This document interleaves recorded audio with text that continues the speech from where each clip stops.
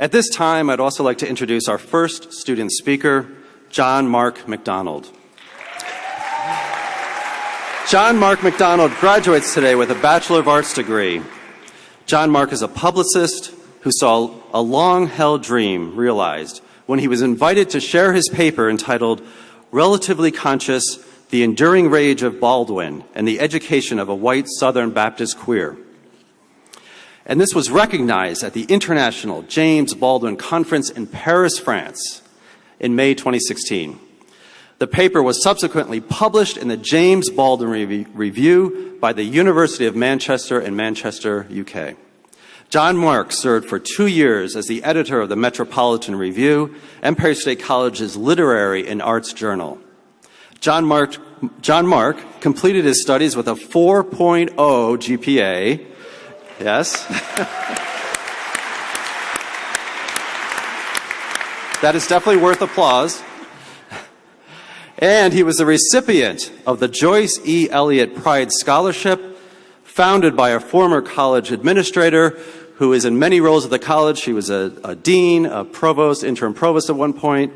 So please, let's welcome Jon-Marc, who's now going to speak for us. Welcome.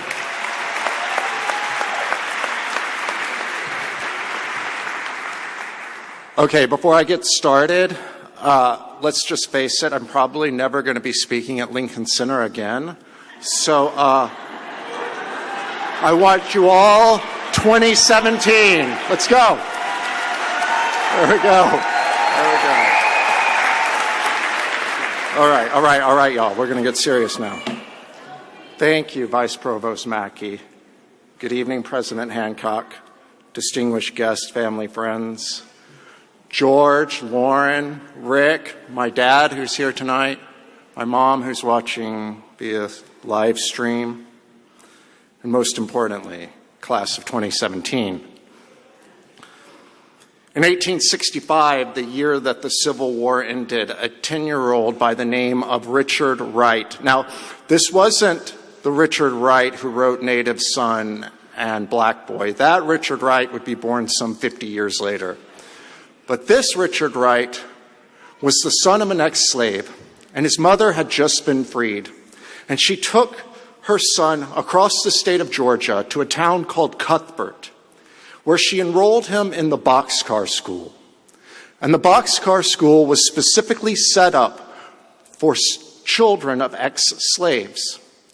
And word of the boxcar school's exemplary education spread up and down the eastern seaboard, so much so that it reached Washington, D.C., and a man by the name of Otis Howard, who was the director of the Freedmen's Bureau.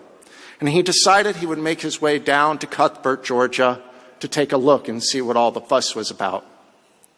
And after he spoke to the students, he said, "What shall I tell the students who inquire up north as to how the students at the boxcar school are doing?" And young Richard, without missing a beat, stood up and with temerity and audacity and boldness said, "Sir, tell them we are rising." I'm a writer. That dream was realized here at Empire State College. I listen to stories and I write them down.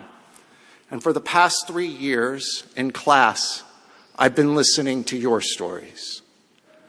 I would show up usually extremely early to class and pretend like I was reading a book, but in reality, I was eavesdropping. In my creative nonfiction class, you showed up extremely late. See, your daughter has special needs, and someone must be present when the bus arrives to drop your daughter off from school. And the person that you had arranged for that to pick up your daughter couldn't be there, and so you had to be there. And the bus was extremely late, dropping off your daughter, which made you extremely late. You had every reason to skip class that day, and yet there you were. You were in my philosophy class. You were 18, 19 tops. You walked in talking on your cell phone about 10 minutes before the class started. And I heard you mention to somebody on the other end that You had just got done working 16 hours straight because the person who was supposed to relieve you of your shift didn't show up. And so you had to work a double. Everyone would have understood if you skipped class that day, but yet there you were. You were in my math class. I heard you tell a classmate one day that at 70 years old, the last place you thought you would be was in a classroom. But yet there you were. And most importantly for me, you were my mentor, and you met with me scores of times. You gave me the assurance and the confidence to pursue my dream of being a writer. You believed in me when I didn't believe in myself. You quite literally changed the trajectory of my life. You had a million places you could have been, and yet Ruth Goldberg, there you were. She's watching from Detroit, live stream. Hi, Ruth. And finally, you wrote countless papers and studied until your brain hurt. You worked jobs and took care of your kids and found time to be a student yourself. You gave up lunch with friends and dates out and untold hours of sleep. And on certain days, you nearly gave up. But you pressed on. And so, class of 2017, here we are.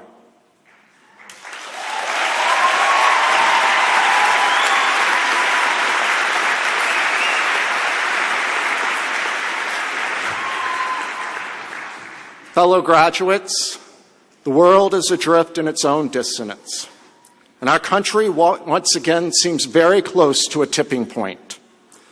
Some of our elected officials mock education and educators as academic elitist. And they tell us scientific inquiry isn't to be trusted and insist that settled debates are no longer settled. They thrive on disinformation, and they believe we will gladly give up our right to self-determination in exchange for the false comfort of safety. And it might seem in these trying times that we are unable to make a difference.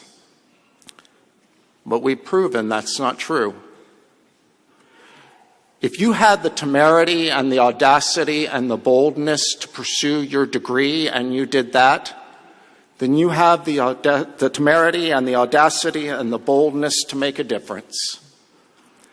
So when the world inquires as to how the class of 2017 is doing, respond with that same temerity and with that same boldness and with that same audacity and tell them we are rising.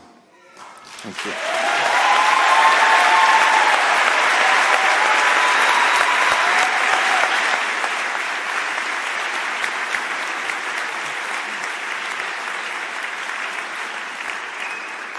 Thank you, Jon-Marc. And now I will introduce our second student speaker, Marisa Ibanez.